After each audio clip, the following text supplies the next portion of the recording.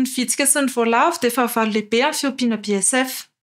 Ny vitsika dia mihinana ny atody, ary ny voalavo kosa dia mihinana ny zanany sy manimba ny fitaovana. Amin'ity lahatsara ity isika dia hianatra ny fomba fiarovana ny fiompiana BSF amin'izany.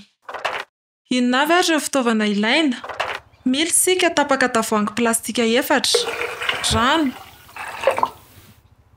vidange na menaka jirofo. Ahoana ary no atao mba hiarovana ny fiompiana BSF amin'ny vitsika? Mba tsy hahafahan'ny vitsika miakatra, dia alaina ny tapaka tavoahangy misy rano ary apetraka eo ambanin'ny tongotry ny etagera fiompiana BSF. Ahoana kosa ny harovana amin'ny voalavo? Mba tsy hidiran'ny voalavo, ny varavarana sy ny varavarankely rehetra, dia tokony fenoina grillage avokoa.